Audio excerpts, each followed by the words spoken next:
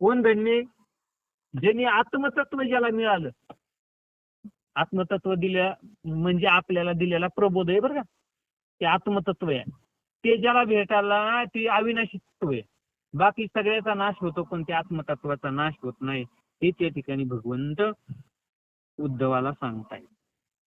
त्याच्या आधाराने जग राहते, जे जगाच्या आत बाहेर आहे, ज्याच्या योगे सृष्टी प्रकाशित होते तेच शाश्वत ब्रह्म होय. ज्याच्या आधाराने जग राहते. हे जग कशाच्या आधाराने आहे? हे जग कशाच्या आधाराने चाललंय? आत्म्याच्या आधाराने चाललंय हे जग. काय? ज्याच्या आधाराने जग राहते व जे जगाच्या आत बाहेर आहे. आणि जग आज कशाच्या आधाराने आहे? मग आपल्याला या ठिकाणी कशाचा आधार पाहिजे घ्यायला पाहिजे? पाहुण्या रावळ्याचा घ्यायला पाहिजे. पैशाचा. काय माणसं म्हणतात पैशाचा लय आधार आहे मला, माझ्याकडे लय पैसे. काय म्हणतात या ठिकाणी आमच्या पाहुण्याचा लय आधार आहे आम्हाला. काय मग आता हे आधार काय एक दिवशी काय होतात, संपून जातात. पण सगळ्या जगाला आधार कशाचा आहे? आत्म्याचा आहे, आत्मतत्वाचा आहे. म्हणून आपल्याला जर आधार कशाचा घ्यायचा आहे? आत्म्याचा आधार, आत्मतत्वाचा आधार घ्यायचा आहे. म्हणून ज्याच्या आधाराने जग राहते, जे जगाच्या आत आहे, आत बाहेर आहे. जगाच्या हे जग आहे ना, त्याच्या आत बी आहे. प्रत्येकाच्या आत आहे का नाही ते आत्मतत्व, आणि बाहेर पण आहे. ज्याच्या योगे सृष्टी प्रकाशित होते ते शाश्वत ब्रह्म. हे सृष्टी ज्याच्या योगाने प्रकाशित होती. ते आता एवढ्याच बघा इथं कसं निसर्गरम्य असं ठिकाण दिसतंय आपल्या इथं. सगळीकडे हिरवं झाड, आंबे कसे या ठिकाणी. या ठिकाणी मला सांगा, याच्यातलं जर आत्मतत्व काढून घेतलं तर,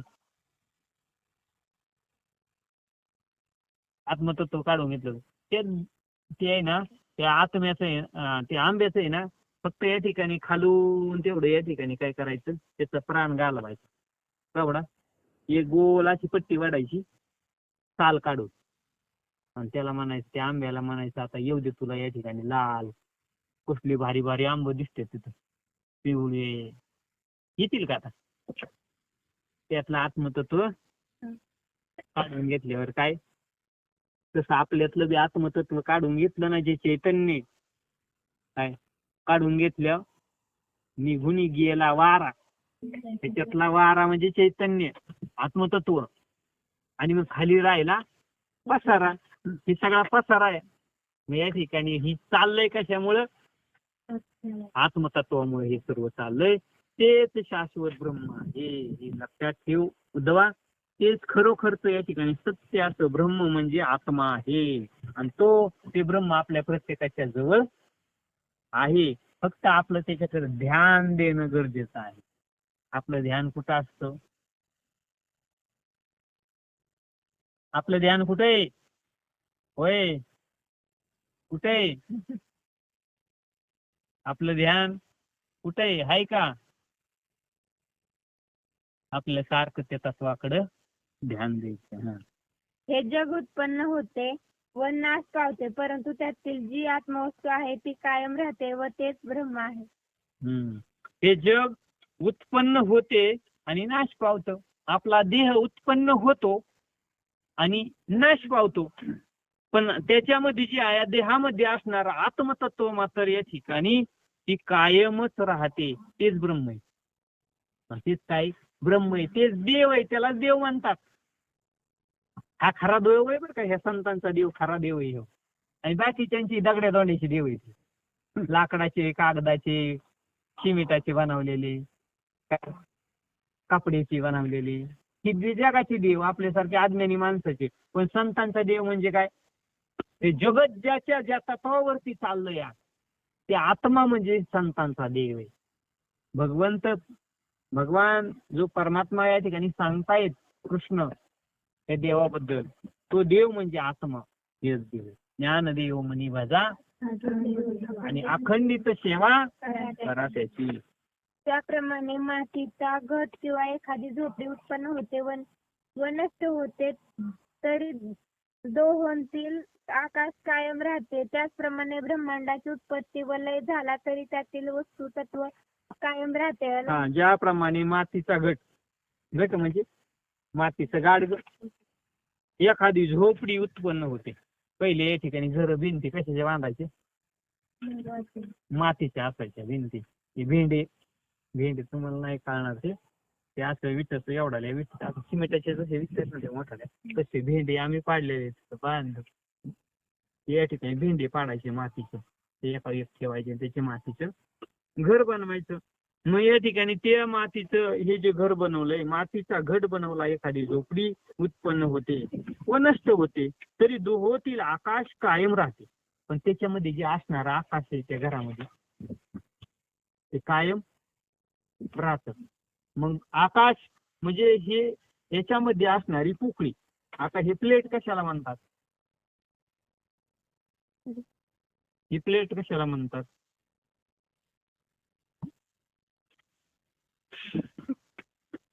तांब्या कशाला म्हणतात, तांब्या कशाला म्हणतात तुम्ही? हे हे हे जे आकार ह्याला तांब्या म्हणता का, ह्याच्यामध्ये असणाऱ्या पोकळीला तांब्या म्हणतात? हा, वापर पोकळीचा करता असल्या का ह्या याचा हे करता, ह्या पोकळीचा वापर करता. म्हणजे बघा आता ह्या पोकळी म्हणजे तांबे का, हे आकार म्हणजे तांबे, त्यातली पोकळी म्हणजे. आता हे या ठिकाणी काय केलं, हे मोडला, हे तांब्या मोडला म्हणजे चमचावला आणि ही भंगारवाल्याला दिला. याच्यातली असणारी पोकळी कुठे गेली का कुठं? ही आहे तशीच आहे पोकळी. याचा आकार फक्त काय झालाय, आकार फक्त नष्ट झालेला आहे. पण आकार म्हणजे तांब्या नाहीच ना. आकार म्हणजे याचा इथला मधल्या वस्तूचा. घर म्हणजे भिंती का, घर म्हणजे भिंती का त्याच्यामध्ये असणारी पोकळी. मग तुम्ही पोकळीत राहता का भिंतीत राहता? घरात राहता ना तुम्ही, मग भिंतीत राहता का भिंती ज्या बांधल्या त्या आतल्या पोकळीत राहता? म्हणजे पोकळी म्हणजे आपलं घर आहे, तसं पोकळी म्हणजे हा तांब्या आहे. आणि याच्यातलं या ठिकाणी हा जो आकार आहे हे तांब्याचा आकार आहे, पण तांब्या नाही. आकाराचा एक दिवस नाश होतोय, तांब्याचा नाश होईल, पण पोकळीचा नाश होतो का? हे उदाहरण सांगतात. ज्याप्रमाणे मातीचा घट किंवा एखादी झोपडी उत्पन्न होते, झोपडी म्हणजे घर, नष्ट होते, तरी दोहोतील आकाश कायम राहते. याच्यातला आकाशाचा नाश झाला का, म्हणजे तांब्याचा नाश होतोय का? पोकळीचा नाश होत नाही. त्याप्रमाणे ब्रह्मांडाची उत्पत्ती लय झाला तरी त्यातील आत्मा कायम राहते. या ब्रह्मांडाचा सगळ्या नाश झाला ना, ब्रह्मांड किती माहिती का, अनंत येत. अनंत ब्रह्मांड उदरी, अनंत ब्रह्मांड उदरी, हरी हा बालक नंदागरी, हरी हा बालक नंदागरी, नवल केवडे केवडे, नवल केवडे केवडे, नकळे कानोबाचे कोडे, नवल केवडे केवडे, नवल केवडे केवडे. हा कृष्ण आहे ना, ते म्हणले अनंत ब्रह्मांड जयाच्या उदरी. ज्याच्या उदरी म्हणजे पोटात किती ब्रह्मांड येते कृष्णाच्या, अनंत ब्रह्मांड. म्हणजे अशा सृष्टी किती पैसे, किती कित्येक या ठिकाणी सूर्य येत त्याच्या पोटात, कित्येक पृथ्वी, अनंत. हे अनेक पृथ्वीचे मिळून एक ब्रह्मांड होत. अनंत ब्रह्मांड उदरी. त्याच्या उदरामध्ये ते यशोदा मातेला या ठिकाणी दाखवलं होतं. कवा माती खालण्याचं निमित्त केलं आणि या ठिकाणी यशोदा माता आली. या ठिकाणी बलराम दादानी या ठिकाणी सांगितलं आई कृष्णाने माती खाल्ली. त्यावेळी या ठिकाणी देवाने सांगितलं आई गाई नाही खाल्ली म्या माती, आई गाई नाही खाल्ली म्या माती, बळराम दादा खोट बोलतो बळराम दादा. बळराम दादा, हा बळराम आहे ना दादा माझा भाऊ, खोट बोलतो बळराम दादा. हा खोटं बोलतोय, मी माती खाल्ली म्हणून सांगितलं. ती म्हणली बघू बरं, हा कर बरं तू खाल्ली काय. काठी घेऊन आली अशी, हा केलं ती दिशतच पडली. सगळी अनंत ब्रह्मांड तिला आतमध्ये तिच्या पोटातलं दिसली. तोंडात काय दिसत तिला, अनंत ब्रह्मांड उदरी. आणि हरी हा बालक, हा बालक तो परमात्मा नंदाच्या घरी. नवल केवळ हे नवल किती मोठे या ठिकाणी, ज्याच्या पोटामध्ये अनंत ब्रह्मांड होतं. सांगू का तुमच्या पोटामध्ये अनंत ब्रह्मांड. नकळे कानोबाचे कोडे, हे कानोबाचे कोड या ठिकाणी अनेकांना सुटत नाही बरं का. कस काय एवढ्या पोटात एवढे ब्रह्मांड कस काय असते हे का नाही. हे नवल सुटत नाही पण त्याच्याकडं आहेत. म्हणून पहा तरी दोहोतील आकाश कायम राहते, त्याप्रमाणे ब्रह्मांडाची उत्पत्ती व लय झाला तरी त्यातील वस्तुतत्व कायम राहते. हे ब्रह्मांड काय या ठिकाणी अनेक ब्रह्मांड उत्पन्न होतात आणि नष्ट होतात. काय एक प्रमाण आहे. करीन नजर वाकुडी पाहीन ब्रह्मांड उलथोनी. कृष्ण काय म्हणतात, कृष्ण भगवंत, मी जर वाकडी नजर ज्या ब्रह्मांडाकडे वाकडी नजर करीन ना, पाडीन ब्रह्मांड उलथोनी. ती वाकडी नजर केली ना असे, ती मागली या ठिकाणी त्या समुद्राकडे वाकडी नजर किती सुवानीला आली. काय केलं तर वाकडी नजर, जो तो एखाद्या मनुष्याकडे वाकडी नजर केली की देवाची वाकडी नजर त्याच्याकडे झाली. म्हणजे मी या ठिकाणी खोरीन नजर वाकडी, मी जर वाकडी नजर केली नाही एखाद्याकडे, आणि न ब्रह्मांड उलथोनी, हे ब्रह्मांड ह्याचे कोल म्हणते. भूकंप होतात, काय तुम्हाला सारख्या लाटा येतात, प्रलय व्हायला लागतो. अशा प्रकारची स्थिती वाकडी नजर केली. आता जगाकडे करुणाच्या रूपाने या ठिकाणी वाकडी नजरच आहे देवाने केलेली. कुणी केलेली? देवाने केलेली. त्याची इच्छा आहे, रागावलाय ती जरा. काय करीन नजर वाकडी नजर केली म्हणून तो या ठिकाणी त्याला कोण सावरू शकत नाही. हे पंतप्रधान या ठिकाणी, ही आर्मी नेव्ही या ठिकाणी, ही असले की या ठिकाणी मिलिटरी काहीच त्याला नाही. त्याला कोण सावरू शकत नाही आणि त्याला विरोधी कोण करू शकत काय. म्हणजे असं ते या ठिकाणी असणार, त्यातील आत्मतत्व कायम राहते. पण या ठिकाणी हे ब्रह्मांड या ठिकाणी घडतात मोडतात, पण आत्मतत्व मात्र कायम राहतं. आणि ते आत्मतत्व म्हणजेच आपण इथं, ते आत्मतत्व आपल्या प्रत्येकात आहे. त्या आत्मतत्वाची आपल्या सद्गुरूने आपल्याला ओळख करून हे.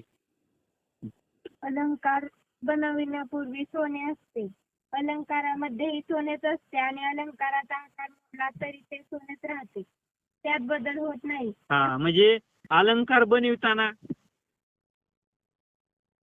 ती सोन्याची कांब असते. अशी काय असते? सोन्याची काम. या ठिकाणी अलंकार बनवण्यापूर्वी ती सोनार जे आणतात ना, असे कांबा असतात या ठिकाणी असे. आणि ते काय करतात, तिच्यातून थोडं थोडं काढून, तुम्हाला काय पाहिजे बारीक करायची, त्यातलं थोडं तोडतात या ठिकाणी तिची बारीक. अगोदर या ठिकाणी ती काय होतं, ते काम म्हणजे काय होती, सोनच होतं. आणि आता ती कानात घातलंय तरी काय, आणि हे आता मोडलं तरी काय. म्हणजे तसं हे जगत आहे ना, काय तसेच सर्व सृष्टी व्यापून राहिलेले ते सत तत्व अखंड असते. सर्व पृथ्वीला व्यापून राहिलेले ते सत तत्व म्हणजे आत्मतत्व अखंड असत. आत्मा मरत लाखो वर्षापूर्वी बी आपला आत्मा होताच. हा, आणि आता पण आत्मा आहेच. आणि या सृष्टीचा महाप्रलय जरी झाला तरी आत्मा राहणारच. म्हणजे आत्मा मरत आणि आपल्या सद्गुरूने आपल्याला बोध दिलाय, I am not the body, I am the, मी देह नसून मी आत्मा आहे. आपण कोण आहेत? सर्वजण आत्मा आहेत. म्हणून या ठिकाणी सर्व सृष्टी व्यापून राहिलेले ते सत्तत्व अखंड असते. सोनं जसं अलंकार बनवायच्या अगोदर बी सोनं होतं, अलंकार बनवल्या बी सोनं कुठं गेलं का? नाही. आणि अलंकार मोडला तरी सोनं संपलं नाही. तसं आत्मा सृष्टीच्या निर्मितीच्या अगोदर बी होता, आता पण, आणि आज सृष्टीची निर्मिती प्रलय जरी झाला तरी आत्मा हा राहणारच. म्हणून सृष्टीत अनेक बदल झाले तरी त्यात थोडासाही विकार उत्पन्न होत नाही. आपलं जे स्वरूप आहे ना, आत्मस्वरूप, हे जे स्वरूप आहे ना, सृष्टीत अनेक बदल होतात, घडामोडी होतात या सृष्टीत, आकाराच्या होतात, तत्वाच्या होत, आत्मतत्व मात्र तेच असतं. म्हणून या ठिकाणी आपण ते अविनाशी तरी आपुली आईसे लावी मना पिशे गोविंदाचे, त्या अविनाशी तत्वाला आपलंसं करायचंय. अविनाश करी आपुली आईसे लावी मना पिशे, लावी मना पिशे, कशाचं पिस लाव? पिस म्हणजे वेच, भूत. कशाचं लावायचं? ते आत्मतत्वाचं पिस लावायचं आपल्याला सारखं. ते आत्मतत्व, मी आत्मा आहे, मी आत्मा आहे, मी आत्मा आहे, मी आत्मा आहे, तो मी, तो मी, तो मी, तो मी, तो मी, तो आत्मा कोण? मी आहे. तिथं काय करायचंय? आपण पिस लावायचंय. वेळ लागलं पाहिजे. काय ज्याला वेळ लागलं ना, याचं वेळ लागलं पाहिजे बरं का. गोविंद गोविंद मना लागली आस,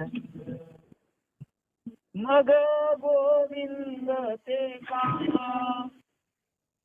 भेद नाही देवाचा. या गोविंद गोविंद, त्या गोविंदाचं म्हणजे त्या आत्मतत्वाचं, त्या विठ्ठलाचं, त्या रामाचं, त्या कृष्णाचं. गोविंद, त्या नामाचं काय करायचं? त्या गोविंदाचे, त्या आत्मतत्वाचं मना लागली या छंद. काहीला छंद लागतो का नाही? बघा ना, काही छंद लागले या ठिकाणी, मोबाईलचा छंद लागले, एवढा छंद काय आता त्याला. बघा, त्यांना छंद लागला ना, या ठिकाणी त्यांना भागवत नको वाटतं, हरिपाठ नको वाटतं, काहीच नको वाटतं. या ठिकाणी कीर्तन प्रवचन काय पाहिजे फक्त मोबाईल. ज्याला टीव्हीचा छंद लागला ना, त्याला काहीच नको वाटतं, फक्त टीव्ही पाहावं. काय वाटतं ना, असं होतं ना. ज्यांना खेळायचा छंद लागला ना, ते या ठिकाणी त्यांना खेळायलाच वाटतं बरं, बाकीचं काहीच नको. काय त्याचं नको सांग, तुझं सांग. देव म्हणतोय तुझं सांग, तुला कशाचं छंद? माझं काय सांगते? आपल्याला दुसऱ्याच सांगायचं आहे का नाही? कोणाच पाहायचं? तू तेरा, आपण कोणाचं पाहायचं? म्हणून या ठिकाणी ते सांगतात हे तरी त्यात थोडासाही विकार उत्पन्न होत नाही. हे जगताची निर्मिती झाली काय, जगाची स्थितीत असलं जे काय प्रलय झाला तरी या ठिकाणी त्याच्यामध्ये थोडा पण बदल, सोन्यात जसा बदल होत नाही तसा या ठिकाणी आत्मतत्वात काही बदल होत नाही. तसे सर्व सृष्टी व्यापून राहिलेले हे सत्तत्व अखंड असते. सृष्टीत अनेक बदल झाले तरी त्यात थोडाही विकार उत्पन्न होत नाही. या ब्रह्मतत्वाविषयी 4 प्रमाणे किंवा निकष आहेत, तरी त्या निकषांनी ते तत्व जाणून प्रपंच मिथ्या आहे असा निश्चय करावा. एक अद्वैत शब्द आहे, दुसरे काही मिथ्या आरोप आहे, ते वेदवाक्याचे प्रामाण्य म्हणतात. या ब्रह्मतत्वाविषयी 4 प्रमाणे किंवा निष्कर्ष आहेत. या ब्रह्मतत्वाबद्दल म्हणजे ब्रह्मतत्व म्हणजे आत्मतत्वाबद्दल या ठिकाणी 4 निष्कर्ष आहेत. तरी त्या निकषांनी ते तत्व जाणून प्रपंच मिथ्या आहे असा निश्चय करावा. जाणून घ्यावा आता आपण. आणि या ठिकाणी प्रपंच कसं आहे? मिथ्या आहे. हा. संसार हा मिथ्या, सासरी निवडीला, पाहिजे साक्षीला सद्गुरु. काय काय मिथ्या आहे या ठिकाणी. ही बाकीचं सगळं त्या तत्वाला सोडून सगळं मिथ्या आहे. एक दिवस सर्वाचा नाश होतो, पण आत्मतत्वाचा नाश होतो. केवळ एक अद्वैत ब्रह्म आहे. ब्रह्म या ठिकाणी कसं आहे? अद्वैत आहे, दुसरे काहीही नाही. ब्रह्मावर प्रपंचाचा आरोप आहे. ब्रह्मस्वरूपावर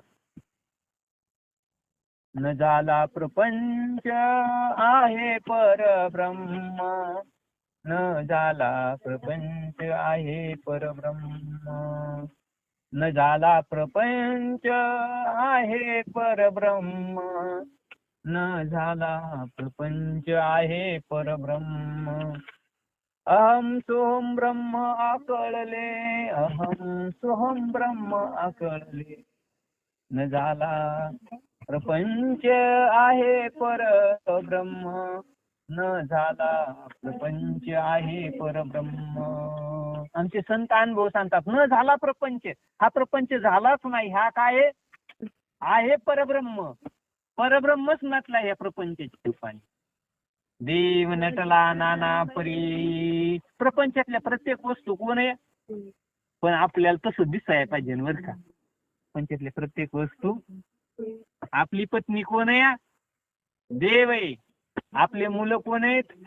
देव आहेत. आपली मुलगी देव आहे. आपले आई वडील मातृदेवो भव, पितृदेवो भव. आपले गुरु कोण आहेत? देव आहेत. आपलं घर कोण आहे? आपल्या या ठिकाणी ज्या वस्तू इथं त्या प्रत्येक ठिकाणी पण देव आहे. काय? चेन उचलायचं घामेलं पण देव आहे. काय? ते गाई म्हशी या ठिकाणी खुर्ची सगळं काय, आंब्याचे झाड या ठिकाणी सगळं काय आहे? हे ती टाकी पण देव आहे. असा भाव आपल्याला या ठिकाणी त्या मुलाचं कसं होतंय? त्याला सगळ्या वस्तूमध्ये काय दिसतं? काय दिसतं त्याला? सगळ्या वस्तूमध्ये देव दिसतो. म्हणून या ठिकाणी आपल्याला या ठिकाणी प्रत्येक वस्तूमध्ये ज्ञानी पुरुषाला केवळ एक अद्वैत ब्रह्म आहे. अद्वैत प्रत्येक वस्तूमध्ये काय? ब्रह्म आहे, दुसरे काहीही नाही. ब्रह्मावर प्रपंचाचा मिथ्या आरोप आहे. ब्रह्मावरती काय? प्रपंचाचा ब्रह्मच आहे आणि त्याचा मिथ्या आरोप खोटा. जसा दुरीवरती सापाचा आरोप झाला का नाही? मिथ्या आहे ना. त्या दुरी या ठिकाणी साप भासली, त्या काय वाटली? साप वाटली. या ठिकाणी दुरी साप आहे, ते मिथ्या आरोप झाला का नाही? त्या दुरीवर केला का नाही? तसा या ठिकाणी प्रपंचावरती या ठिकाणी ब्रह्मावरती प्रपंचाचा आरोप केला. म्हणजे सगळं प्रपंच नाही. काय? प्रपंच नाही, पण आहे परब्रह्म. हे वेदवाक्याचे प्रमाण आहे. हे काही काय? वेदवाक्याचे प्रमाण आहे. यालाच श्रुती प्रामाण्य असे म्हणतात. याला श्रुती प्रमाण पण म्हणतात.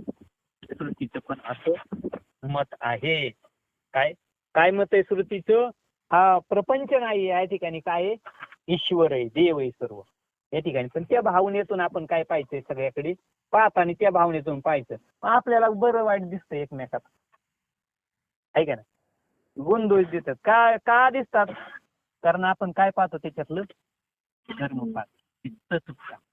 कुठं चुकतं? आपण त्याचं अधिष्ठान पाहत नाही. त्या सर्वांचं अधिष्ठान काय आहे? तुमचं जे अधिष्ठान आहे तेच सर्वांचं अधिष्ठान. प्रमाण सर्वांचे अधिष्ठान तेची माझे रूप पूर्ण. अरे सर्वांचं जे अधिष्ठान आहे तेच माझं अधिष्ठान आहे. सर्वांचं अधिष्ठान काय आहे? आत्मतत्व आहे, देव आहे सर्वांचं अधिष्ठान. आणि आपलं अधिष्ठान काय आहे? देवच आहे. पण कुठं दिसतोय देव? दिसतो का? तिथं फक्त गोठा. हे म्हणून नाही जमणार. काय करावं लागेल? ते काय दिसावं लागेल? देव दिसायला पाहिजे. सगळं या ठिकाणी कोणाचं वाईट दिसू नये, कोणाचं वाईट दृष्टीने पाहू नये. काय वाईट दृष्टीने पाहू नये, चांगल्या दृष्टीने पाहू नये. मग कोणत्या दृष्टीने पाहावं? सर्वाभूती पाहिजे. हरिपाठात एक प्रमाण आहे. कोणत्या दृष्टीने पाहिजे? ज्ञानेश्वर महाराजांना कोणत्या दृष्टीने सगळ्यामध्ये हरी दिसायला लागला? हरी दिशे जनी वनी आत्मतत्वाच्या योगाने आत्मतत्वाच्या दृष्टीने या ठिकाणी हरी दिसायला लागला. हरी दिशे ज्ञानेश्वर महाराजांना हरी दिसायला लागला. कोणत्या तत्वाने? आत्मतत्वी. जनी म्हणजे जनामध्ये, वनी म्हणजे वनामध्ये, वृक्षामध्ये. वृक्षवल्ली आमा सोयरे सोयरे वृक्षवल्ली आमा सोयरे वनचरे पक्षी ही सुसुरे हळदी. आमचे वनचरे या ठिकाणी आमचे सोयरेत म्हणजे आता काय नारळाला जाईन का नारळ आपली पोरगी द्यायला सोयरे म्हणल्यावर आहे का नाही? पण आहे त्यांच्यासाठी सर्व सगळे कसे येत एक. ते अधिकांचा नाशवंतपणा आपण प्रत्यक्ष पाहतो. हे प्रपंचाचे क्षणभंगुरपणाचे दुसरे प्रमाण आहे. याला प्रत्यक्ष प्रामाण्य म्हणतात. हा, देहाधिकांचा नाशिवंतपणा आपण प्रत्यक्ष पाहतो. अनेकांचे देह आता आपल्या डोळे देखता किती नाश पावतात गेले का नाही? आजा मेला पंजा मेला बाप मसना गेला देखतो ना तू पण तू ही तैसा झाला. उठा जागा जागा पाठी भय आले मोठे पंढरी वाचून तुझा ठाव नाही कोठे. आपले देखता या ठिकाणी किती देह गेले का नाही? गेले का नाही? माणसं मिळालेले आपले पाहिले नाही. आपले आजा गेला पंजा गेला ना काय गेले ना काय? देहाधिकांचा नाशवंतपणा आपण प्रत्यक्ष पाहतो.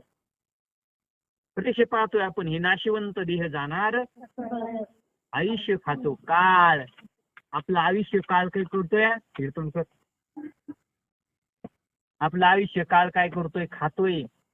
काय आयुष्य जात आहे पा काळ जपतसे महा. कुणाचं जप करतोय? आपल्या आयुष्याचा आपला जप करतोय काळ. मग आपण काळाचा जप करायला पाहिजे ना, का देवाचा जप करायला? तोशे महा मोठा काळ. हा, महा म्हणजे वहिताचा घोर वहा. मग काय करा? ज्ञानी राहा श्री हरीचा धनदारा पुत्र जन. आयुष्य जातंय आपलं या ठिकाणी काय होतंय? आयुष्य आपलं वय वाढतंय पण आयुष्य कमी होत चाललंय. आयुष्य जात आहे पहा आमचे 34 गेले. 43 गेले आमचे. 43 गेले. आयुष्य जात आहे पहा. काळाच्या जवळ काय त्यामुळे तो प्रश्नाचा खेळ लागल्यावर मी सगळ्या कुळाचा घात करणारा महापापी आहे असा आरोप स्वतःवरच करू लागला. काय म्हणायला लागला? मी आपल्याच कुळाचा, माझ्या स्वतःच्या कुळाचा या ठिकाणी मी नाश केलेला आहे. मी आला की या ठिकाणी काही नाही. मी आला पाप असू दे नाही तर पुण्य असू दे, चांगलं असू दे नाही तर वाईट असू दे, मी आला की फक्त मी काढायचं परमार्थात. त्याला परमार्थ म्हणतात. त्यालाच समजला परमार्थ म्हणतात. तेव्हा मी त्याच्या मनाला समाधान होण्यासाठी कृष्णाजवळ नेले. त्यावेळी धर्माने त्यांना जे प्रश्न केले ते त्यावेळेस या ठिकाणी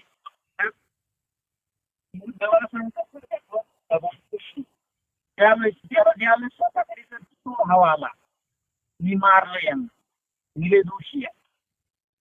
आता मी दोषी, आपण दोष तर आपला काही संबंधच नाही. आपण कशी निर्दोष मी करता म्हणलं दोष, मी करता मी मारलं यांना सर्वांनी असं त्याच्या मनात आलं. त्याचं मी पणा घालून मी कुणाच्या नेलं होतं त्यांना भीष्म जे शिरपंजरी पडलेली होती ना ते या ठिकाणी ज्ञानी पुरुष होते, त्यांच्याकडे या ठिकाणी गेलं होतं. त्यांनी काय जे जे काय प्रश्न केले ते ऐका. धर्माने त्याला राजधर्म, दानधर्म, अपधर्म व सर्वश्रेष्ठ जो मोक्ष धर्म या त्यांसंबंधी प्रश्न विचारले. ऐकले. ज्ञान, विज्ञान, श्रद्धा, भक्ती, अनित्य वस्तूंची नश्वरता व प्रश्न विचारले ते सर्व तू एक.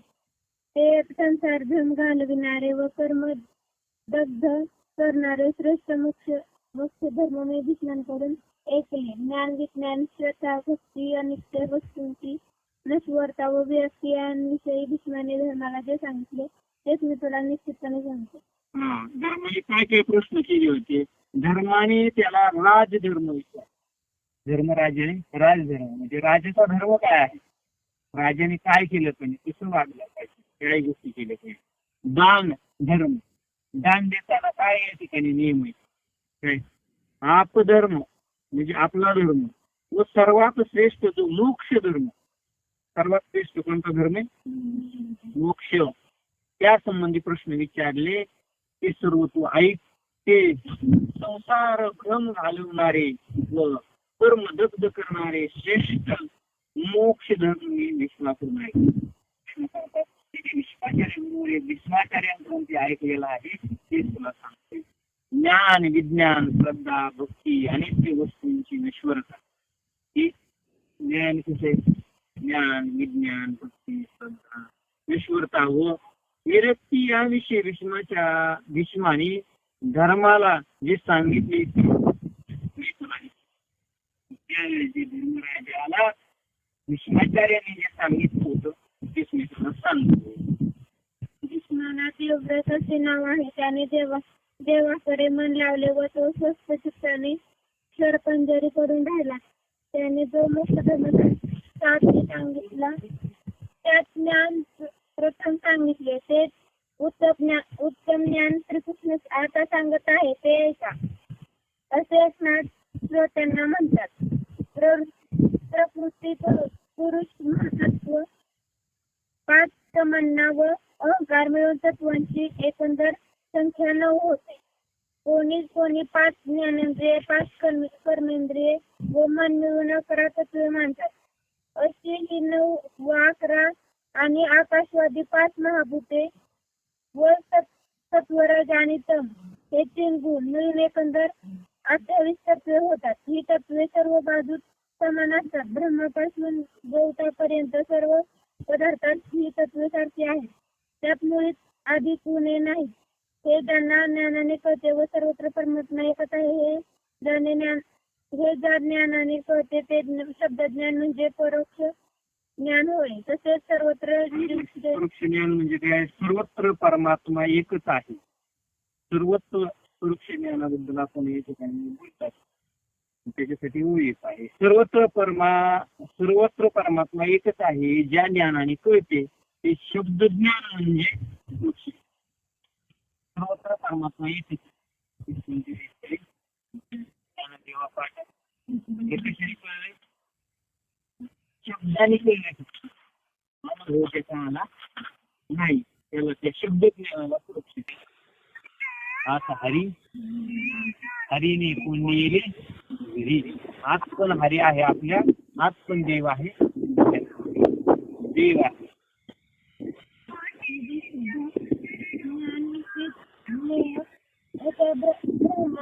ब्रह्माच्या प्राप्तीला कारण आहे.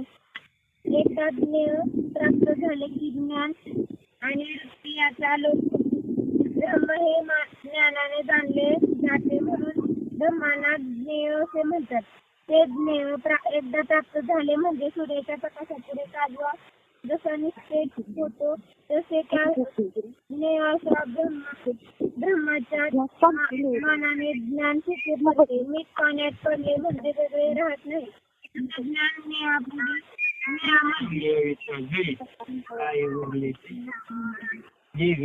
लवण पाण्यात मीठ टाकल्यावर काही वेगळं उठतं का, तशी ज्ञानने यामध्ये मिळाली म्हणजे त्याचा ज्ञानपणा उरत नाही. मग आपण जे काय आपण एखादा म्हणतो मी लय ज्ञानी, गुरु आता त्याला मग खरं ज्ञानच झालेलं नसतं. मी ज्ञानी म्हणून मीठ पाण्यात टाकलंय त्याला वेगळेपणा राहतो का? दुसरं या ठिकाणी हा लवण मिळविता जळी. अनुभवले म्हणजे केवळ स्वरूप व्यापणारा घटक व व्यापले जाणारे वस्तू मात्र असे दोन भाग उरत नाही आणि साधनेला अनुकूल व प्रतिकूल असेही काही उरत नाही. सूर्य उदय पावतात, चंद्र आणि नक्षत्री लोक पावतात, तसेच ते अनुभवात येतात. जगता आणि ज्ञान या दोन्ही गोष्टी लोकून जातात. जोपर्यंत असे सांगोपांग अपरोक्ष ज्ञान झालेले नसते तोपर्यंत सर्व जगता देह इत्यादी पदार्थ आत्म्याहून वेगळे दिसतात आणि ब्रह्मज्ञानाची शाब्दिक चर्चा चालते. ब्रह्मज्ञानाची शाब्दिक चर्चा म्हणजेच काय म्हणायचं? शब्द शाब्दिक जे ब्रह्मज्ञान तेही त्रिगुणात्मक आहे. पण जी खरी निराकार निर्गुणात्मक वस्तू आहे तिला जन्म मरण नाही. सर्व त्रिगुणात्मक पदार्थ नाशवंत आहे.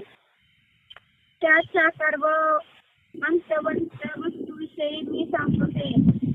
साकार वस्तू नाशवंत नसत्या तर जेवढे सगुण रूप असेल तेवढे सत्यच मानावे लागले असते. पण त्रिगुण हेच उत्पत्ती, स्थिती आणि लय करतात असे समज. नाशवंत नसते कारण जेवढे सगुण वस्तू दिसतात म्हणजे या दोन डोळ्यांना जेवढ्या वस्तू दिसतात त्या कशा आहेत? नाशिवंत आहेत. या डोळ्यांना जे दिसतात सगळ्या कशा आहेत? आणि ह्या डोळ्यांना जे दिसत नाही ते मात्र सत्य. मग आता या डोळ्यांना सगळ्या वस्तू दिसतात पण या डोळ्यांना हवा दिसते का? हवा सत्य. सगळ्या वस्तू सगळ्या संपून जातात आणि सगळ्या वस्तू चालल्यात हवेवरती बरं का. हे झाड आहे ना हवेवरती जगत बरं का. लक्षात एखाद्या बाटलीत पॅक करून जर या ठिकाणी काचेच्या भांड्यात झाड जर लावलं तर राहतं का? त्याला कशाची गरज आहे? हे पण हवा या ठिकाणी याला पण श्वास घेत होते.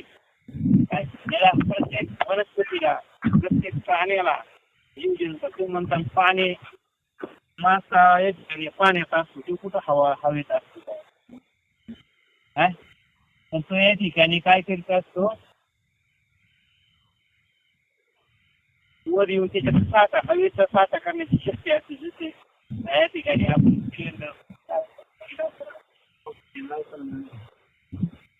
त्याच्याकडे हवेचं संचय करण्याची काय असते त्या माशाकडे कॅपॅसिटी असते. किंवा पाण्यात जी काय हवा असते समुद्राच्या तळाला काय माशा मग ती पाण्यात जी काय हवा असते त्याची हवा घेण्याची त्यांना युक्ती असते. पण ती हवेशिवाय जगत नाही. ते पण हवा घेतात बरं का काय. म्हणून हे जेवढे या ठिकाणी सर्व त्रिगुणात्मक पदार्थ नाशवंत आहे. त्याचा साकार त्याच साकार अंतवंत वस्तूविषयी मी सांगतो काय. साकार वस्तू नाशिवंत नसत्या. त्या आकाराला आल्या वस्तू जर नाशिवंत नसत्या तर आता या जगात वस्तू ठेवायची जागा नसते काय. किंवा सगळेच माणसं आपण म्हणलं असतो या ठिकाणी जर माणसं एवढा चांगला माणूस मेला हे जर सगळे माणसं जर मेलेच नसते सृष्टीची निर्मिती झाल्यापासून तर काय झालं असतं? काय झालं? आपल्या घराचाच विचार करा. आपल्या घरात किती माणसं असते? आपल्या घरात किती पिढ्यांची होऊन गेले ना तिथे गेलेच ना आपले. ही सगळी घर कुठे असते जेवण कुठे असते का राहिलं. म्हणून देवाला काय करतं हे घडामोडी करावं लागतं. मोडावं लागतं गाडवावं लागतं. या ठिकाणी हे चालू असतं हे सृष्टीचं चक्र. पण हे वस्तू कोणत्या ज्या साकार वस्तू असतात म्हणजे आकाराला आलेल्या. साकार या शब्दाचा अर्थ काय? आकाराला आलेल्या ज्या वस्तू असतात एक दिवस काय अवघाचे आकार नीला काळे त्या उनी निराळे हरीची काय अवघा आकार का निग्रासलेला आहे. काय करतो हे आकार मोडतो. तुम्ही या ठिकाणी तुमचे दागिने जुने झाले नाही का मोडीतून परत तिथे काय करतात नवीन बनवितात काय. सोनं मात्र तीच असते, पण दागिनं बदलून घेता, उजळून घेता, नवीन करता. तसं साकार वस्तू नाशिवंत नसत्या, तर जेवढे सगुण असेल तेवढे सत्तीच मानावी लागल्यात. आता पण बघा कृष्ण आपल्याला आता पण तो खूप बरा आहे. आपल्या 100व्या पिढीतला या ठिकाणी माणूस आज बी आपल्याला पाहायला मिळतो. काय तेवढ्या सत्य जग सत्य मानला गेला, पण हे जग कसं आहे, मिथ्या आहे. म्हणून हेच देवाला जावायचं असतं की बाबा कसला जरी असलं तरी हे जगातला त्याला प्रत्येकाला एक दिवस जावा लागतं. त्याचा आकार एक दिवशी नाश पावतो, आकाराचा नाश पावतो. अवघाचे आकार सगळा आकार काळाने ग्रासलेला आहे. तेवढीच सत्य मानावी लागले असते. पण त्रिगुण हेच उत्पत्ती स्थिती व लय करतात या अशी समज. ही त्रिगुण आहेत ना, उत्पत्ती स्थिती लय, ही त्रिगुणच करत असते. 3 गुण रज तत्व आणि रज तत्व तमगुण या ठिकाणी काय करतात, परत निर्मिती करतात. आणि परत घडामोडी म्हणजे हे 3 गुणाचे 3 देव आहेत. तमगुणातला देव कोणता आहे? शंकर. आणि रजगुणातला देव कोणता आहे? ब्रह्मा, विष्णू आणि महेश. हे 3 गुणाचे 3 देव आहेत. यांच्याकडे काम दिलेलं आहे. त्या मुख्य महाविष्णू यांच्याकडे काम दिलंय. काय? ब्रह्मदेवाने काय करायचं? सृष्टीची निर्मिती करायची. ब्रह्मदेवाचं काम काय? विष्णूचं काम काय? सृष्टीचं पालन पोषण सांभाळ करायचा. आणि महादेवाचं काम काय? सृष्टीचा संहार करायचा. हे 3 देवाला 3 कामे दिली. तर म्हणून हे त्रिगुण हे या ठिकाणी हे त्रिगुण आहे ना, हे सर्व घडवत आहे. त्याच्यात 3 गुण आहेत. ते काय करतात? अंत करतात. रजोगुणाने पदार्थ उत्पन्न होतात, सत्वगुणाने ते स्थितीत राहतात व तमोगुणाने त्याचा नाश होतो. हा गुणांचा स्वगुणच आहे. गुणांचा हा स्वभाव होतो. रजगुणाने काय होतं? पदार्थ उत्पन्न होतो. सत्वगुणाने स्थितीत राहतो. आणि तमगुणाने त्याचा नाश होतो. हा गुणांचा स्वभाव. म्हणजे गुण आले की तिथं नाश आला, तिथं उत्पत्ती आली, आली. गुणाचं आत्मतत्व असून ते स्वतः अलिप्त विनाशी राहते आणि गुणांचे कार्य त्याच्यामुळे घडत असते व दिसत असते. पण या त्रिगुणातच आत्मतत्व असून या 3 गुणांमध्ये आत्मतत्व वास्तव्याला असतं. काय? ते स्वतः अलिप्त राहत, त्या गुणात राहतच आत्मतत्व. पण या ठिकाणी कसं असतं, ते अलिप्त, ते अंगाला लागू देत, ते गुण अंगाला लागू देत नाही. म्हणून या ठिकाणी आपण गुण अंगाला लागू देत नाही. तर मग आपल्या गुणात आहे काय? गुण अंगाला लागून द्यायचे, कारण आपण कसे येत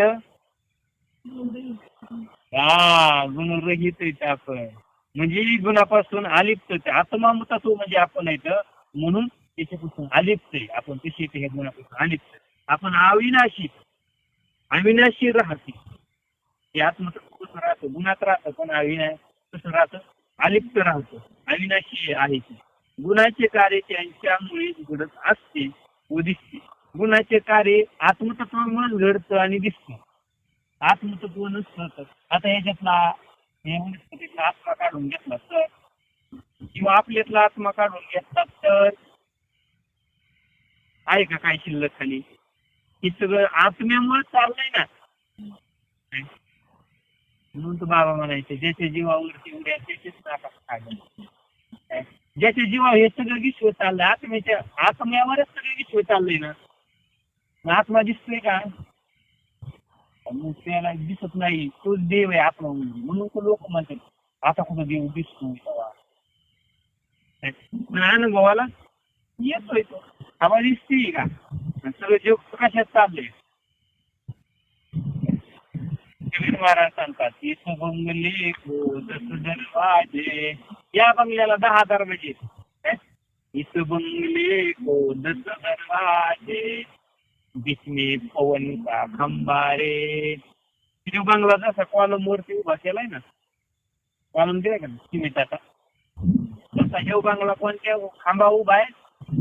बीच में पवन का खंबा रे. पवन म्हणजे वाऱ्याचा, वाऱ्यावर चाललाय हा. त्याच्यातला निघून गेला वारा खाली राहिला असा वारा निघून गेला की संपत आपला. आतमध्ये वारा येतोय एवढा बंद करत आपलं बंगला खाली उतरणार. बीच में पवन का खंबा रे आवत म्हणजे येतोया, जावत जातोया, कोई नाही देखे. पण याला कोण पाहत नाही. येतो बडा अचंबा रे. ही आश्चर्याची गोष्ट आहे. बंगला खूप बनाया गे, अंदर नारायण सोया. हा सुंदर बंगला बांधलाय. त्यांचा सोळा बंगला आहे, त्यांचा सोळा बंगला आहे, नक्षा बंगला आहे, त्यांचा नक्षार बंगला आहे. हे काय हे बंगला खूप बनाया गे अंदर. आणि आतमध्ये काय झालंय? तो नारायण सोया. तो नारायण झोपलाय. आपल्या नामाने काय करायचं? त्या नारायणाला उठवायची जागी. म्हणून हे जे त्रिगुण आहेत ना, हे सगळे त्रिगुण भगवान कृष्ण सांगतात. हे कसे का या आत्मतत्वावरतीच आहे त्रिगुण. आत्मतत्व नसतं याच्यातलं संपलं. आपल्यात आत्मतत्व आहे म्हणून आपला देह आहे, आपण आहे. हे जे आपले उपाधी आहे ना, त्याच्यामुळे ते कोणी आत्मतत्व आहे. आणि त्याच्यातलं आत्मतत्व गेलं ना, राम नाम सत्य, बाकी सब मिथ्या आहे. राम नाम घेऊन चालल्या म्हणते, राम नाम सत्य है बाकी सब मिथ्या है. राम नाम सत्य बाकी सब मिथ्या. हवा आता ती कोणाला त्याला ऐकू येते का विचार? ती कोणाला कोणासाठी म्हणते ती? बाकीच्यांना जे जाणार आहे त्यांच्यासाठी. राम नाम सत्य म्हणून राम नाम घे सत्य, बाकी सब मिथ्या आहे. राम नाम सोडून सगळं पण कवा गेले काय उपयोग बोलून घे. कवा घ्यायला पाहिजे ना. आहे जे हात प्राण आहे ते आत्मतत्व आहे. जे त्रिगुणांना आश्रयभूत आहेत व ज्यामुळे गुणांची कार्य होतात ते सद्गुणांच्या पलीकडे आहे. हेच पुढे श्रीकृष्ण सांगत आहेत. अस्तित्वात येण्या अगोदर गुणांची स्थिती असताना व शेवटी म्हणजे जग निर्माण होण्यापूर्वी जग भासमान होत असताना व जगाचा प्रलय झाल्यावर जे काही तत्व एक तत्वशी राहते तेच ब्रह्म आहे असे की मानतो. सगळ्या जगाचा जरी नाश झाला तरी एक तत्व शिल्लक आहे. सगळ्या जगाचा नाश होतो. महाप्रलयाच्या वेळे हे झाड झुडप वनस्पती गवत काय जलचर भूचर वनचर शेचर याच्यापैकी 184 योनीपैकी एक पण योनी राहत नाही बघा महाप्रलय.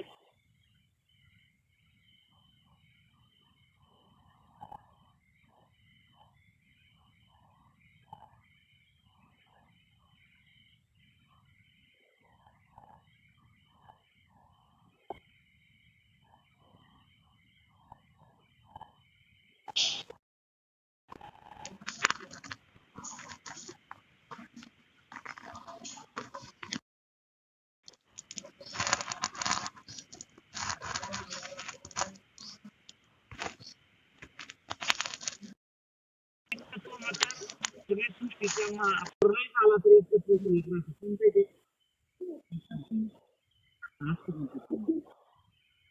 सगळ्याचा नाश होतो. आपल्या सगळ्या देहाचा सगळ्या नाश होतो.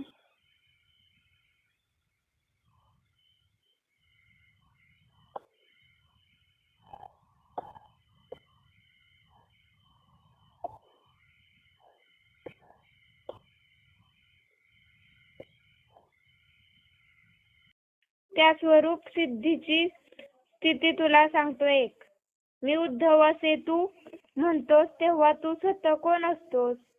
सत्व रज तम हे 3 गुण अस्तित्वाचे म्हणजे जन्मस्थिती व मृत्यू ह्या त्रिविध विकारांचे कारण आहेत. माया ह्या त्रिगुणांचे अधिष्ठान आहे आणि तू त्या मायेला चालना देणार आहेस. म्हणजेच माया व त्रिगुण ह्यांच्या सर्व कार्यांना अंतर्बाह्य तुझाच आश्रय आहे. तुझ्यामुळे मी चल माझी आहे आणि तू त्याहूनही भिन्न असा चिदात्मा आहेस.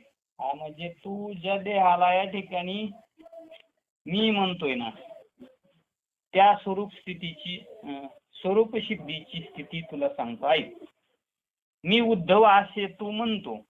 कोणाच्या संदर्भाने म्हणतोय? या देहाच्या संबंधाने म्हणतो. देहालाच मी म्हणतोय. तेव्हा तू स्वतः कोण असतोस? मी कोण आहे म्हणतो? उद्धव आहे म्हणतो. पण तू तुझा विचार कर बघ, तू या ठिकाणी देह आहे का आत्मा आहे? म्हणजे विचार कर उद्धवा, तू या देहाला चालवणार आहेस. रजसत्व तम ही जी काही अष्टदा प्रकृती, ह्या प्रकृतीला चालवणारा तू आहेस. ही प्रकृती म्हणजे तू नाहीस, हे लक्षात ठेव. म्हणजे देह म्हणजे तू नाहीस, आत्मा म्हणजे तू आहे. हिला ध्यानात ठेवा अर्जुना. माझ्यामुळे मायेला व गुणांना चंचलत्व आले आहे असे जर म्हटले तर सगळा प्रपंच सत्य मानावा लागेल. पण तसे नाही. वास्तविक प्रपंचाचा आभास मृगजळाप्रमाणे मिथ्याच आहे. सगळ्या प्रपंचाचे सत्यत्वाने भान होते ती भ्रांती आहे. तू जन्ममरणाहून वेगळा आहेस. त्रिगुणांना स्पर्शही करीत नाही. प्रपंचाहून तू अलिप्त आहेस.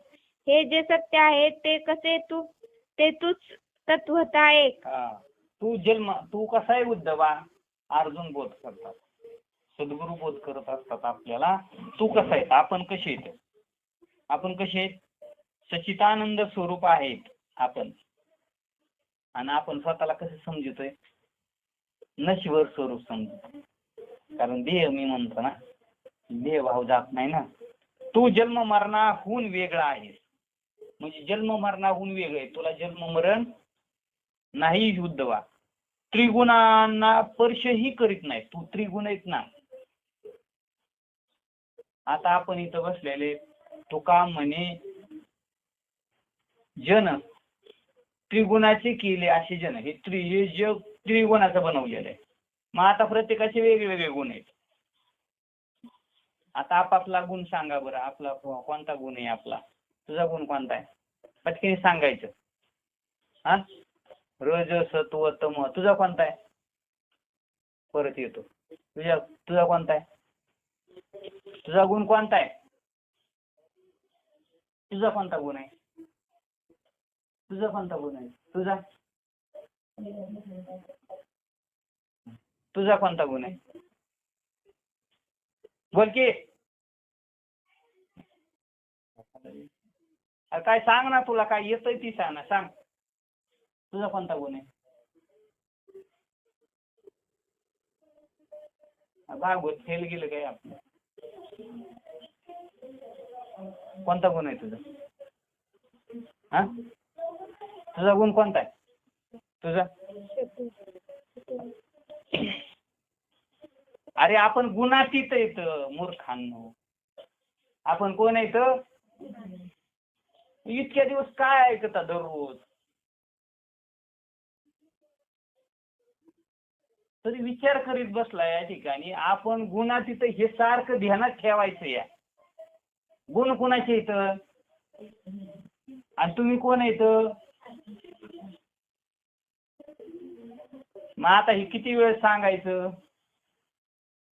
आपण कोण येत?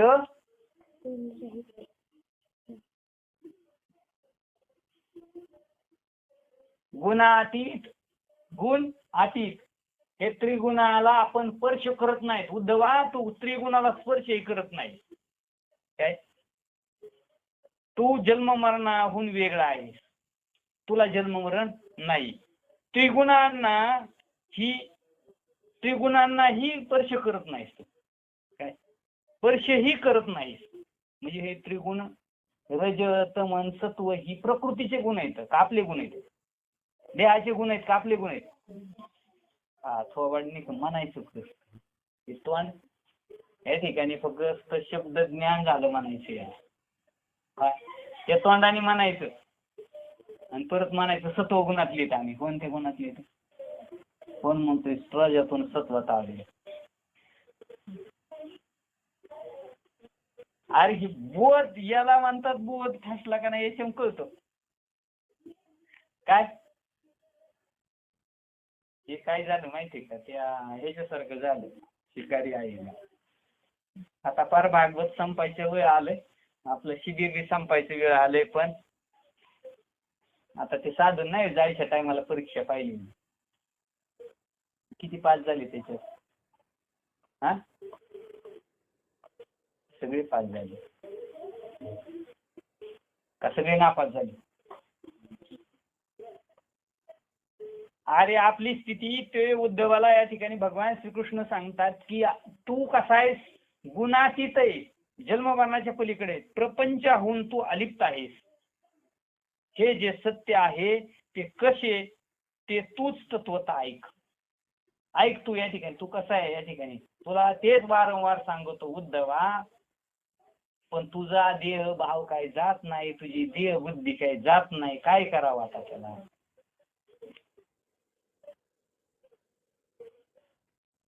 आपण देहाचाच विचार करतोय सारखा डोक्यात कशाचा विचार आहे देहाचाच विचार या ठिकाणी प्रपंचाहून तू अलिप्त आहेस. तर या ठिकाणी हे काय म्हणतोय माझाही म्हणतो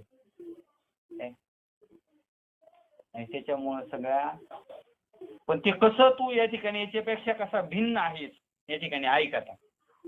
उत्पत्ती स्थिती लय ह्या तीन घटनांच्या अलीकडे आणि पलीकडे प्रपंच नसतो. सृष्टीच्या म्हणजे उत्पत्ती स्थिती आणि लय या तीन घटनांच्या पलीकडे आणि अलीकडे प्रपंच असतो का म्हणजे सृष्टीची उत्पत्ती व्हायच्या टायमाला व्हायच्या अगोदर हा प्रपंच होता का आणि हा या सृष्टीचा प्रलय झाल्यावर हे प्रपंच आहे का. म्हणजे ह्या तीन घटनांच्या अलीकडे आणि पलीकडे प्रपंच नसतो. सृष्टीच्या उत्पत्तीपूर्वी प्रपंच नव्हता. उद्धवाला सांगतात सृष्टीच्या उत्पत्तीपूर्वी प्रपंच होता का सृष्टीच्या अंतानंतर तो राहत नाही मध्ये तरी तो भासतो तोही मिथ्याच असतो आणि मध्ये काय वाचतोय आपल्याला तो काय मिथ्या आहे. सकाळच्या वेळी जर या ठिकाणी मृगजळ पाहायला गेलं तर मृगजळ त्या माळरानावरती दिसत नाही. रात्रीचं तर दिसायचा काही संबंध नाही काय पण सकाळच्या वेळी बी दिसत नाही संध्याकाळच्या वेळी पण दिसत नाही सांज वेळेला. मृगजळ दिसतं केव्हा दुपारचं ते सकाळी नाही संध्याकाळी नाही ही पाणी खरं असेल का. तसा हा संसार सृष्टीच्या निर्मितीच्या अगोदर नव्हता आणि सृष्टीचा प्रलय झाला तरी या ठिकाणी हा राहणार नाही हा संसार हा प्रपंच. आणि तू या ठिकाणी काय म्हणतोस या ठिकाणी हा प्रपंच माझा आहे काय म्हणून या ठिकाणी तू हे लक्षात ठेव की हे गोष्टी या ठिकाणी सगळ्या दुपारच्या वेळी दिसणाऱ्या जसं मृगजळ आहे काही क्षणापुरतं दिसतं ते काही कालापुरतं दिसतं बरड्या रानावरती मी तो येते मिथ्या आहे खोट आहे तसं या ठिकाणी सगळं ही जे पाहतोय हे जगत ही सगळं कसं आहे सगळं जगत मिथ्या ब्रह्म सत्य या ठिकाणी हे जगत सर्व मिथ्या आहे लक्षात ठेव. सृष्टीच्या उत्पत्तीपूर्वी प्रपंच नसतो. सृष्टीच्या अंतानंतर तो राहत नाही मध्ये तरी तो भासतो तोही मिथ्याच असतो.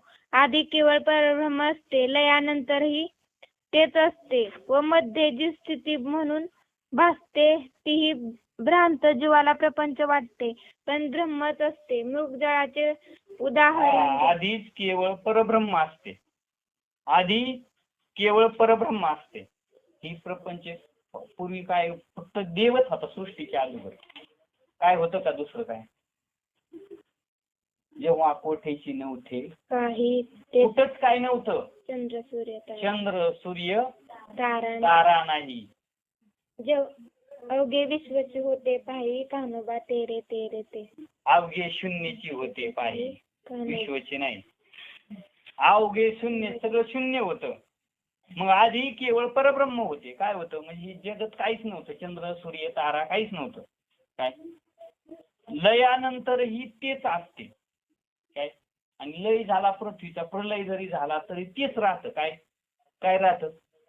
परब्रह्मच राहतं. तेवढं मध्ये जी स्थिती म्हणून भासते तीही भ्रांत जीवाला प्रपंच वाटते पण ब्रह्मच असते. आणि मध्ये जी जीवाला भासतंय ना या ठिकाणी आता काय भासतंय या प्रपंचात काय प्रपंच भासतोय ना पण ही काय मधली स्थिती पण काय शेती शांत बसायला. आपले इंद्रिय बाकीचे चालू राहिले तर ते आत घुसत नाही. ते व्यासल्या डोक्यावरून जात. शांत एकाग्रतेने श्रवण करावं. आपले इंद्रिय चालू कोणते राहिले तर या ठिकाणी मग त्याचा उपयोग नाही त्या श्रवणाचा. आधीच केवळ परब्रह्म असते. लयानंतरही तेच असते आणि मध्ये जी स्थिती म्हणून भासते तीही भ्रांत जीवाला प्रपंच वाटते पण ब्रह्मच असते. आता पण म्हणजे पहिलं पण या ठिकाणी ब्रह्मच आहे सर्व. आता पण काय ब्रह्मच आहे उद्धवा. आणि पुढेही या ठिकाणी प्रलय जरी झाला तरी ब्रह्म शिल्लक राहणार आहे. बाकी सगळं नाश पावणार आहे. लक्षात ठेव. मृगजळाचे उदाहरण घे. सूर्योदयापूर्वी ते नसतेच. सूर्यास्तानंतरही ते उरत नाही. मध्ये जे काही भासते त्यात पाण्याचा एक थेंबही नसतो. हा मग तीच बघा उदाहरण आलं जे आपण अगोदरच सांगितले ते उदाहरण. मृगजळाचे उदाहरण घे. सूर्योदयापूर्वी ते नसते. दिवस उगायच्या अगोदर मृगजळ असतं का? कारण तो भास आहे. सूर्यास्तानंतरही ते उरत नाही. आता दिवस मावळल्यानंतर मृगजळ भासतं का?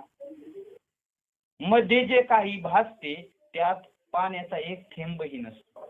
आणि मध्ये जे काही भासतंय ना त्या पाण्याचं असतं का? कुणी का केळी नारळाच्या बागेत केल्या का त्याच्यावरती त्या मृगजळाच्या पाण्यावरती म्हणजे लिंबूची बाग लावली आहे. कशाच पाणी तुम्हाला कशी पाण्यावर लावला? ऊस गोळच्या कुकडीच्या आहे का ना त्या पाण्यावर लावला ना. शेततळ्याच्या पाण्यावर लावला. बोरच्या विहिरीच्या पाण्यावर लावला. मग या ठिकाणी एखाद्याला मोठी नदी असेल त्या नदीच्या पाण्यावर ऊस लावतात. बागा लावतात. मृगजळाच्या पाण्यावरती कुणी बागा लावल्या का? उत्पादन काढले? कारण मृगजळाचं पाणी म्हणजे खरं पाणी नाही. ती एक भास आहे अर्धा. किंवा दोरीवर सर्पाचा भास होण्याच्या आधी व तो भास निरस्त झाला म्हणजे दोरी असते. दोरीच असते. मध्ये सर्प भासतो तेव्हा ही वस्तुतः ती दोरीच असते. सृष्टीचा आदी व अंत ह्यांचा विचार केला असता आरंभी व शेवटी असणारे ब्रह्म सत्य असून मध्ये भासणारा प्रपंच मिथ्या ठरतो. हे वेदशास्त्राला संमत असलेले सिद्धांत वचन खरे आहे हे ओळख. किंवा दुसरं उदाहरण दिलंय. आता ते समजत नसेल तर काय माहिती का? कृष्णाची तळमळे. कृष्णाची तळमळे की काही करून या ठिकाणी या उद्धवाला ही कळावाच ज्ञान. एखाद्याला जर आपल्याला कळावाच वाटत असेल ना तो वारंवार त्यांनी जरी धिक्कार केला ना ते ऐकत नसला तरी तो काय करीत असतो त्याला सांगतच असतो. पण आता काय एकदम फटक्या नशिबाचं असलं तर या ठिकाणी काय करणार आहे? कळतच नसेल तिथं. मग ह्याला काय म्हणायचं? दुर्दैवी. म्हणून या ठिकाणी अनेक उदाहरण देऊन कृष्ण या ठिकाणी कारण कृष्णाने आता सद्गुरूंचं रूप घेतलंय. अर्जुनाच्या बाबतीत कोणाचं रूप घेतलंय? त्यांनी सद्गुरूचं रूप घेतलंय. कारण संतांचं अंतःकरण दयाळू असतं. देवाचं नाही तसं लय. म्हणजे देव जो भक्त आहे त्यालाच फक्त जवळ करतो पण संत अभक्ताला पण जवळ करतात. तसंच म्हणून या ठिकाणी आता मात्र ही भूमिका अशी आहे देवाची. आता सद्गुरूंचा अंतकरणाने या ठिकाणी ते सांगतायत त्या उद्धवाला. त्याला आता ती मृगजळाचं दृष्टांत नसेल कळला तर या ठिकाणी दुसरा दृष्टांत ऐक या ठिकाणी उद्धवा. दोरीवर सर्पाचा भास होण्याच्या आधी, आता समज सांज वेळेला दोरी पडली रस्त्यात, त्याच्यात भास होण्याच्या अगोदर काय होतं ते तुम्ही पाहायच्या अगोदर काय होतं? दोरी. तो भास निरस्त झाला म्हणजे दोरीच असते. आणि परत या ठिकाणी तो भास म्हणजे बॅटरी लावून पाहिलं तर काय दिसतं? मध्ये सर्प भासतो. पण मधल्या काळात काय भासला? सर्प भासला. ही अज्ञानाने भासला. तसा तुला हा प्रपंच संसार जो भासतोय ना या ठिकाणी, हा जसं मृगजळ ही दुपारच भासतं, सकाळचं नसतं, संध्याकाळचं नसतं. काय दोरीवरचा साप या ठिकाणी दिवसा भासत नाही. खूप काळोख असलं अंधारात त्याला तुडून गेलं तरी भासणार नाही. मधल्या काळात मात्र संधी प्रकाशात ते भासतं. काय तेव्हा वस्तुता ती दोरीच असते. ती तिन्ही बी अवस्थेत काय आहे? एखाद्या ग्रस्तानी पाहिजे अगोदर काय होती ती पाहिली त्या वेळेस काय वाटली, पण होती काय? आणि पाहिल्यानंतर पण दोरी. म्हणजे तिन्ही अवस्थेत या ठिकाणी दोरीच आहे. परंतु ही दोरीचं ज्ञान नाही झाल्यामुळं तसा या ठिकाणी हा जो भास आहे ना, आपल्याला हे दोरीचं ज्ञान म्हणजे आपल्या स्वरूपाचं आपल्याला ज्ञान नाही. आपण आपल्याला बोध नाही. आपल्या मनाला बोध तो ठसलेला नाही. त्याच्यामुळं काय वाटतं हे बाकीचं? जसं तो साप सत्य वाटतोय अज्ञानात, मृगजळ सत्य वाटतं दुपारच्या वेळी. पण ही तिन्ही काळात मृगजळ कोणत्याच काळात नसतं. ही कल्पना असते. सृष्टीचा आधी व अंत याचा विचार केला असता आरंभी व शेवटी असणारे ब्रह्म सत्य असून मध्ये भासणारा प्रपंच मिथ्या आहे. आधी पण या ठिकाणी सृष्टीच्या काय होतं? देवच होता, परब्रह्मच होतं. आणि नंतर पण परब्रह्मच आहे सर्व. न झाला संसार आहे परब्रह्म, न झाला प्रपंच आहे परब्रह्म, अहम सोहम ब्रह्म आकळले. काय एका भंगे पहा. न झाला प्रपंच आहे परब्रह्म, हा काय? न झाला प्रपंच. प्रपंच हा झालाच नाही. आहे पहिलंच परब्रह्म आहे ते. अहम सोहम ब्रह्म आकळले. खूप सुंदर अभंग आहे पाहते. शेवटी असणारे ब्रह्म सत्य असून मध्ये भासणारा संसार मिथ्या ठरतो. हे वेदशास्त्राला संमत असलेले सिद्धांत. वचन खरे आहे हे ओळख. या ठिकाणी मध्येच फक्त काय होतंय? हा प्रपंच भासतोय. हे सृष्टीच्या आरंभी पण प्रपंच नसतो आणि नंतर पण नसतो. पण मध्ये काय होतंय? हा भासतो. मग भासणारी वस्तू खरी असते का? जसं या ठिकाणी गुणीवरती काय भासत होतं? रात्रीचं काय भासत होतं? माणूस बसलेला भासत होता. तिथं गुणीवरती लिंबणीच्या झाडावर पडली होती ती, आणि तिथं काय भासत होतं? मग खरं होतं का ते? मग दिवसा पाहिलं असतं तर काय काय या ठिकाणी दिसलं असतं? बरं बॅटरी लावून पाहिलं असतं तर. पण मध्ये संधी प्रकाशात अंधारात जरा लय काळोख असतात तर काहीच दिसलं नाही. पण मध्ये थोडं संधी प्रकाशात काय त्याच्यावर काय झाला? भास झालाय. काय तसा ह्या प्रपंचाचा काय झाला? भास झाला. अर्थात या प्रपंचातील जन्म मरण ह्यांचे फेरे मिथ्याच असतात. तू नित्यमुक्त असल्याने तुला त्यांचा स्पर्शही होत नाही. हे उद्धवा, अर्थात या प्रपंचातील जन्म मरण यांची फेरी मिथ्या आहेत. मिथ्याच असतात. हे सगळं काय मिथ्या येतं. तू नित्य मुक्त असल्याने तुला त्याचा स्पर्शही होत नाही. तू कसा आहेस? नित्य मुक्त आहेस उद्धवा. आपण पण येत नाही उद्धवासारखे मुक्त येतो.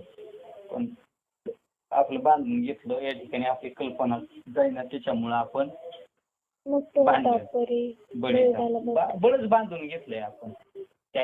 जायना ते डोक्यातूनच जायना, हीच जायना डोक्यात. तीच येतोय ते गुण, ते देह, ती ही. या ठिकाणी मी परब्रह्म आहे हा बोध ठसाना.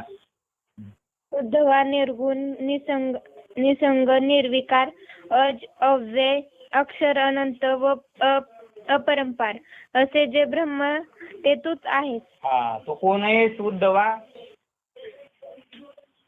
वारंवार सांगतात.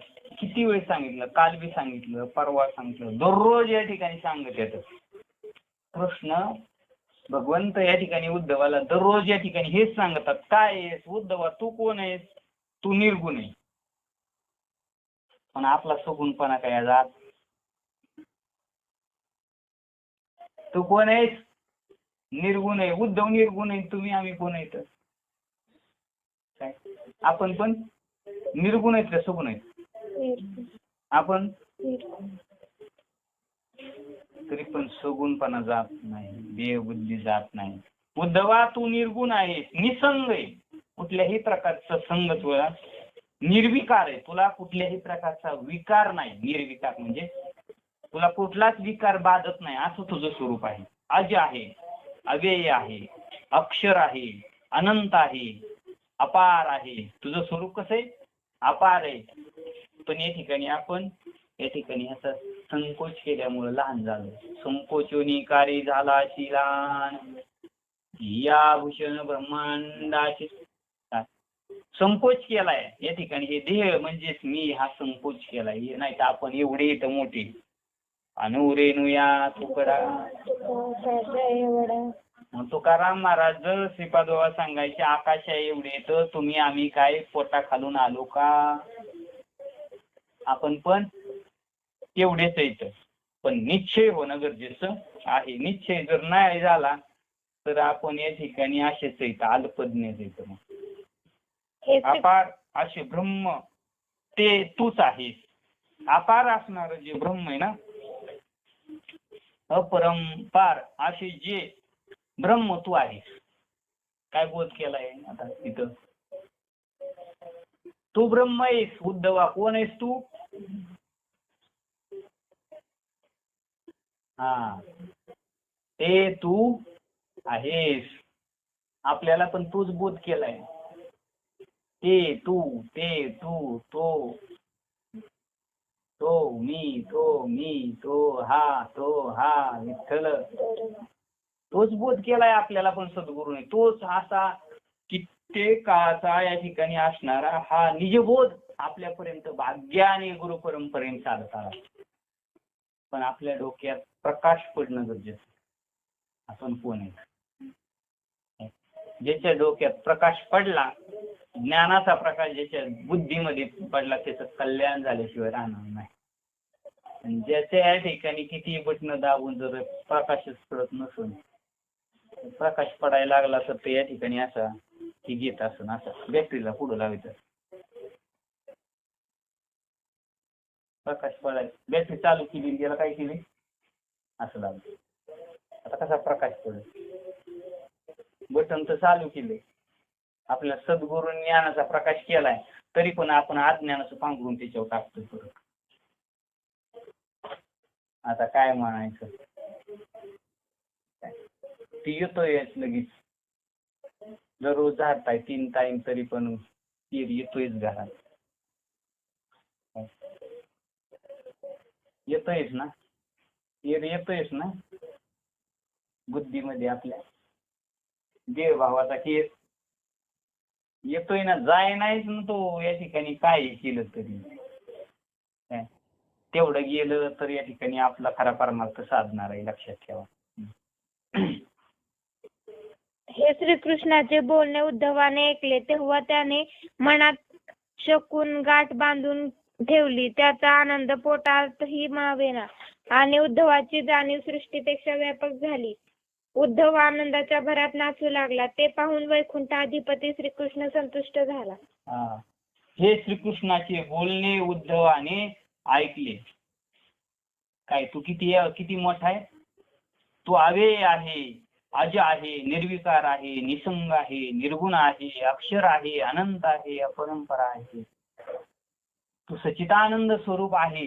हा सद्गुरु कृष्ण भगवंताने दिलेला बोध या ठिकाणी ऐकल्यानंतर या ठिकाणी हे कृष्णाचे बोलणे उद्धवाने ऐकले तेव्हा त्याने मनात शकून गाठ बांधून ठेवली.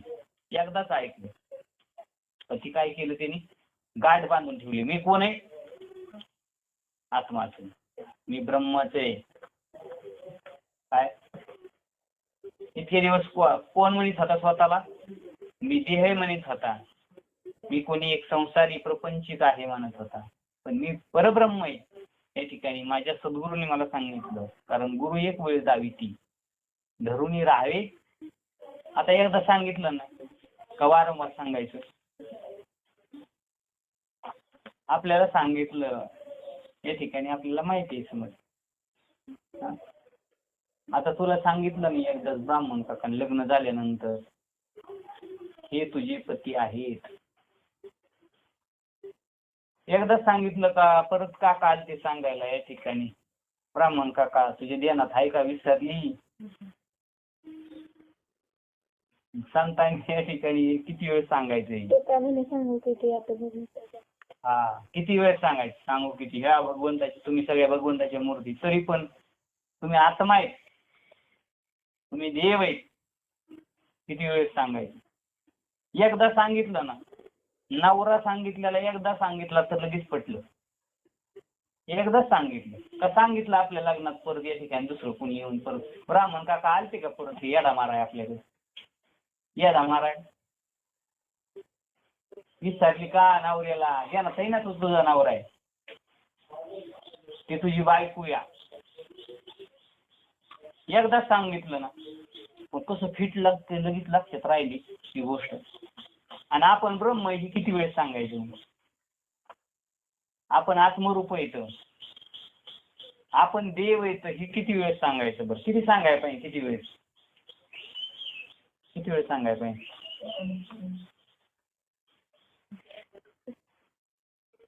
म्हणून एक वेळ द्यायची. सद्गुरू एकदाच या ठिकाणी सांगत असतात. पण आपला श्रद्धा विश्वास तेवढी निष्ठा पाहिजे. एक वेळ द्यावी ती आणि धरून राहावे चित्ती. आपण तेच धरून राहायचं चित्तामध्ये. मी कोण आहे? तो मी, तो मी, हा मी नाही. ते दिसणार देव म्हणजे मी नाही, तो मी. ती या ठिकाणी पण या ठिकाणी काय केलं? उद्धव काय आपल्यासारखा नव्हता. अर्जुन आपल्यासारखा. अर्जुनाला उद्धवालाच का सांगितलंय? का सांगितलं बरं त्याने? त्यांनाच का सांगितलं? अरे ते अंतःकरणाचे कान करून ऐकत होते. कशाचे कान? मनाचे कानी ऐकावे, बोल बुद्धीचा डोळा देखावे, साचो वाटे घ्यावे चित्ताशिया. कोणाच्या कानाने ऐकून होते? कोणत्या कानाने? आपल्या ह्या कानाने ऐकतो, ह्या कानाने.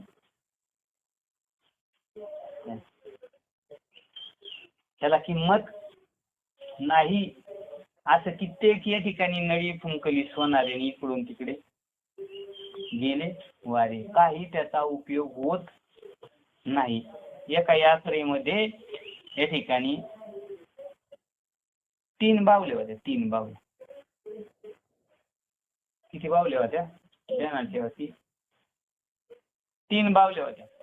पण एकीची किंमत होती, एका बावलीची किंमत होती 50 रुपये.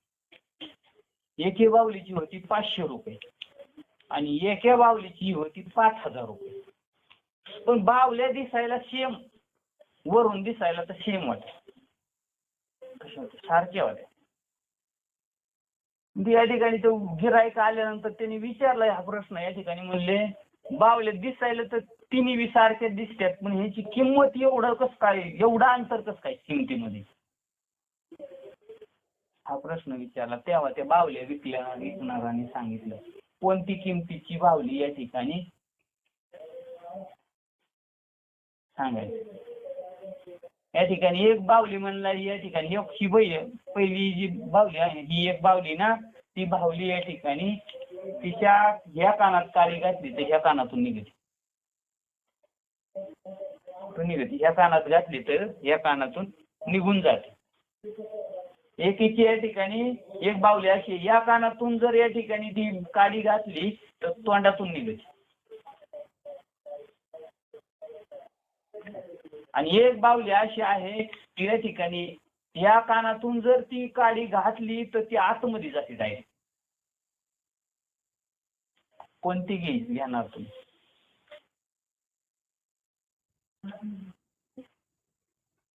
मग आता किती कवर घालायचं आतमध्ये?